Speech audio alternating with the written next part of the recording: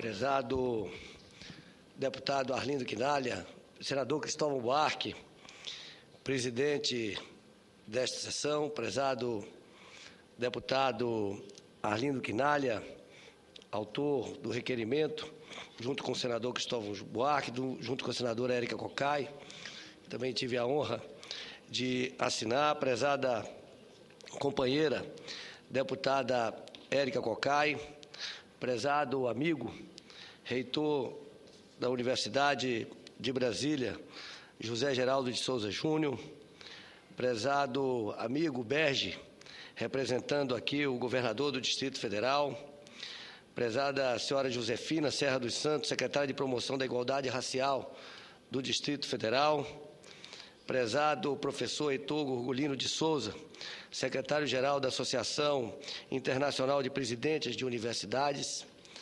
prezado professor Luiz Humberto Miranda Martins Pereira, fundador da Universidade de Brasília, alegria revê-lo aqui, prezado amigo, querido amigo, reitor Lauro Mori, prezados deputados distritais, deputada Arlete Sampaio, deputado Joey Vale, prezado secretário de Segurança Pública, amigo Sandro Avelar, prezado coordenador-geral do Festival Latino-Americano e Africano de Arte e Cultura, senhor Zulu Araújo, senhor Gustavo Balduino, secretário executivo da Associação Nacional dos Dirigentes das Instituições Federais de Ensino Superior, senhor Gerson Pena, diretor da Fiocruz, prezada professora Yolanda Lima Lobo, representando o reitor da Universidade Norte Fluminense, prezado Pedro Ivo Santana, representando o Diretório Central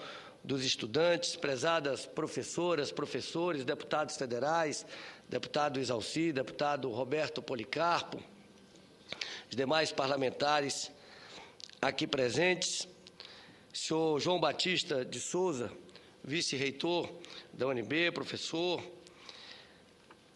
senhor Marcos Rothman, administrador do Lago Norte. O meu depoimento, bastante emocionado, na manhã de hoje, será o depoimento de um aluno.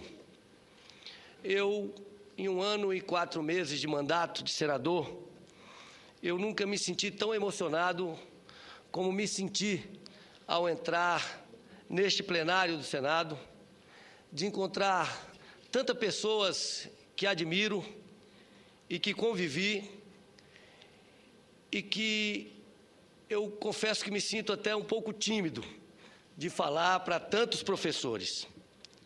Portanto, eu vou falar com o coração, do fundo do meu coração. E as minhas primeiras palavras são de profunda gratidão à minha universidade, à Universidade de Brasília, a todos os meus mestres, a todos os meus professores que me permitiram chegar até aqui. A UNB é uma universidade muito presente na vida de todos nós. Basta olhar para esta mesa.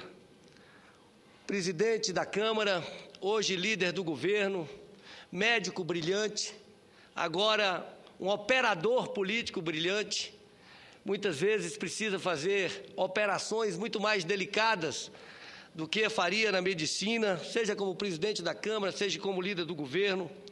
Nosso querido Berge, mestre pela Universidade de Brasília, daqui a alguns dias doutor pela Universidade de Brasília, nossa querida Arlete, médica, nossa querida Érica, deputado Joey Vale e tantos outros que se formaram na UNB. Mas para alguns, a UNB é a própria vida. E eu quero registrar que, para mim, a UNB é a minha própria vida. Na UNB, eu me casei. Conheci minha esposa numa aula de introdução à sociologia. Na UNB, eu me formei. Foi ali que aprendi história. E na UNB, foi o meu batismo político. Me casei com Márcia, 32 anos, aluna de sociologia. casada há 32 anos, portanto, acho que casei bem. Aprendi história e aqui eu quero agradecer a todos os mestres, na figura da queridíssima professora Adalgisa. Foi ali que recebi a minha formação de esquerda, no curso de História. E foi na UNB o meu batismo, porque em 1977, na greve de 1977, eu, ainda aluno secundarista, só entraria na UNB no vestibular de 78, eu representei o pré-universitário. Foi a primeira vez que falei em público, numa assembleia no Teatro de Arena. E depois, posteriormente, em 1979, refundamos o Centro Acadêmico da História e tive a honra de representar o Centro Acadêmico de História no Congresso de Reconstrução da UNE. Mas a história da UNB é a história de Brasília. A história de Brasília se confunde com a história da UNB e a história da UNB se confunde com Brasília porque são uma coisa só. E ao pensar na UNB, nós temos que pensar o que significou Brasília. Brasília é a maior obra, é a maior demonstração da capacidade de realização do povo brasileiro. É muito fácil ver Brasília hoje construída, uma cidade que aos 26 anos, aos 27 anos, se tornou patrimônio cultural da humanidade, mas vamos imaginar o que foi construir Brasília há 50 anos atrás, quando não tínhamos a logística que temos hoje, não tínhamos a infraestrutura que tínhamos hoje. Mas Juscelino Kubitschek conseguiu reunir naquela ocasião o que havia de melhor do talento brasileiro. Ele próprio, como grande líder, Lúcio Costa, nosso querido urbanista, Oscar Niemeyer, Atos Bucão, Burle Marx, Israel Pinheiro, Bernardo Sayão e tantos outros, candangos, pioneiros de todos os lugares do Brasil que vieram para cá não para construir uma cidade apenas, mas vieram para construir um novo país. E foi esse mesmo espírito de construção de um novo país, o que eu chamo de espírito de Brasília, que foi o espírito que fundou a Universidade de Brasília, com outros grandes brasileiros, como Darcy Ribeiro, como Anísio Teixeira, com propostas ousadas, inovadoras, que 50 anos depois continuam absolutamente atuais e continuam absolutamente avançadas. E nós precisamos pensar no futuro da UNB, resgatando o que foi a construção da UNB, o que foi a construção de Brasília, o otimismo, a crença no nosso futuro que moveu a construção da nossa cidade e que moveu a construção da UNB. São com esses olhos que nós temos que pensar qual é o futuro do ensino, da pesquisa e da extensão na Universidade de Brasília.